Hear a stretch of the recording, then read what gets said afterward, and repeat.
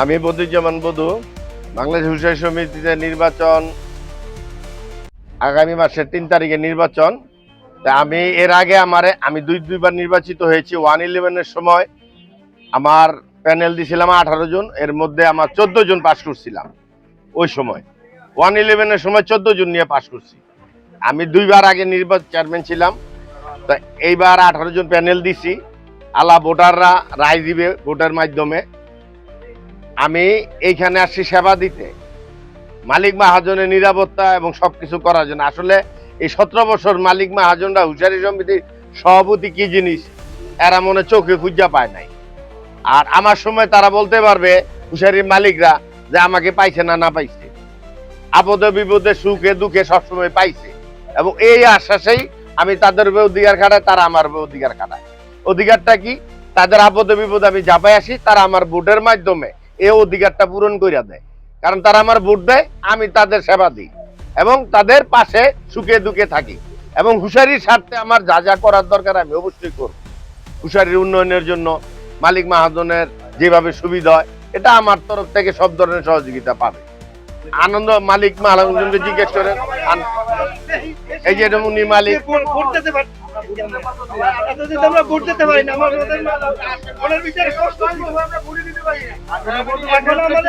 আমার ভবিষ্যৎ পরিকল্পনা হইলো এই হুঁশিয়ারি মার্কেটে কিছু ছিনতাইকারী রাত বিরাত ঢুকে, আমি দুই সাইডে 2টা গেট কইরা দিমু। আর নিরাপত্তার জন্য আমি আসার এর মধ্যে কতগুলি লাগাই দিছি, সিসি ক্যামেরা লাগাই দিছি। কোনো ছিনতাইকারী বা চাঁদাবাজ ঢুকলে এই সিসি ক্যামেরায় ধরা পড়বে, যার ছেলে যার সন্তান হোক তারা দৈরা নিয়ে পুলিশে দিয়ে দেবে। আগুনের নিরাপত্তার জন্য আমরা ফায়ার ব্রিগেডের সাথে আলাপ করব, ফায়ার ফাইটারের লোক আলাপ করবে এবং কারেন্টের যে অফিসার আছে এদের নিয়ে বসবো।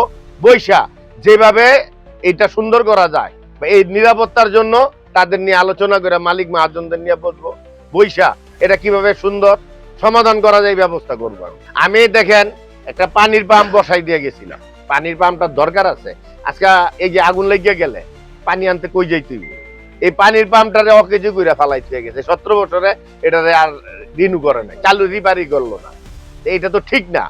আসলে এই ঘনবসতি এলাকায় 2টা পানির পাম্প, একটা পানির পাম্প ওইখানে বসাই দিয়েছিলাম আমি নিজে, এই যে মন্দিরের পাশে কামনা টেক্সটাইলের সামনে অনার্স ওইটা। কিন্তু এটাকে কার্যকরী এরা আইসা করে নাই। তা আমি আবার এটা কার্যকরী করব, আবার এনে হাইটা দেখবো কোন জায়গায় পাম্প বসা যায়, লাগলে আর 2-1টা পাম্প বসাই দিব আমি আমার তরফ থেকে। এটা আমি হুঁশিয়ারি মালিকদের স্বার্থে আমি যা যা করার দরকার আমি করব।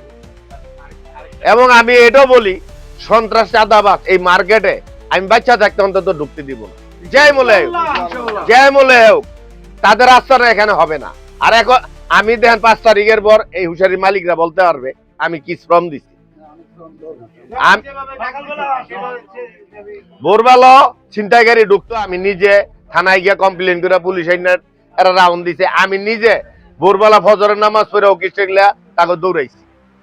কারণ আমার কথা হলো এনে ব্যবসায়ী, এনে আমি একটা ব্যবসায়ী আরেকটা ব্যবসায়ীদের দুঃখ বুঝে।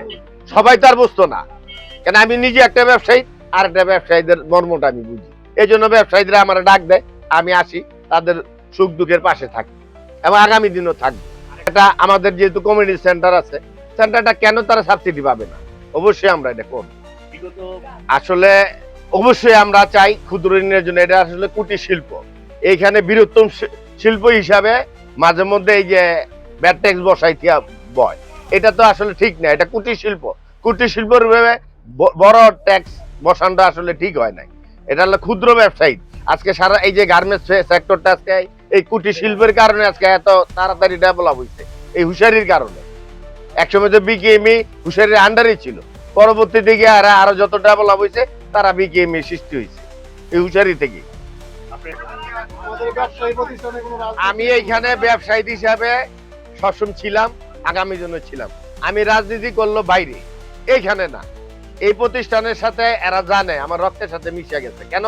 এই মালিক মাহাজনরা সুখে দুঃখে আমাকে পায় এবং আপদে বিপদে সবসময় আমি থাকি।